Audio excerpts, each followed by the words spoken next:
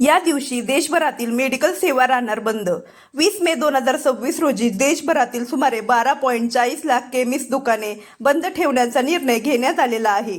E pharmacy म्हणजेच online औषध विक्री, मोठ्या प्रमाणातील डिस्काउंट व अपुऱ्या नियमांच्या मुद्द्यावरती हा एक दिवसीय बंद पुकारण्यात आलेला आहे। महाराष्ट्राबरोबरच गुजरात, दिल्ली, उत्तर प्रदेश, आसाम, गोवा, नागालँडसह अनेक राज्यांमध्ये या बंदाचा मोठा परिणाम जाणवण्याची शक्यता आहे। मुख्य कारण काय?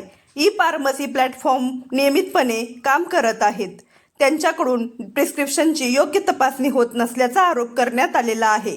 एअर जनरेटेड बनावटी प्रिस्क्रिप्शन वापरून अँटीबायोटिक, सवयी लावणारी औषधे आणि बंद असलेली औषधे विकली जात आहेत, असे दावे करण्यात येत आहेत। ऑनलाईन प्लॅटफॉर्मवर ग्राहकांना मोठ्या प्रमाणात पर्यायी औषध दाखवले जातात, तसेच एक्सपायरी जवळ आलेली औषधेही विकली जातात, असा आरोप करण्यात आलेला आहे। याचा जनतेवरती काय परिणाम होणार?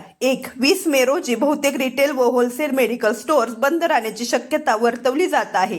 2. आपत्कालीन व क्रिटिकल केअरसाठी काही शासकीय किंवा खासगी रुग्णालयामधील फार्मसी सुरू राहू शकते, परंतु काही ठिकाणी पर्यायी व्यवस्था करण्यात येऊ शकते।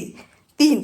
BP, शुगर, थायरॉइड, हृदयरोग यांसारख्या नियमित औषधांवरती अवलंबून असलेल्या रुग्णांनी 19 मेच्या अगोदर औषधांचा साठा करून ठेवावा, असा सल्ला देण्यात आलेला आहे। 4. Maharashtra state chemist and druggist असोसिएशनसह इतर राज्य शाखाही या बंदामध्ये सहभागी होत आहेत। त्यामुळे पिंपरी चिंचवड, पुणे, मुंबईसह महाराष्ट्रात या बंदाचा मोठा परिणाम जाणवण्याची शक्यता वर्तवली जात आहे। अशाच नवनवीन व महत्त्वपूर्ण माहितीसाठी आपल्या चॅनलला सबस्क्राईब करा। चला तर मग भेटूया पुढच्या व्हिडिओमध्ये। धन्यवाद।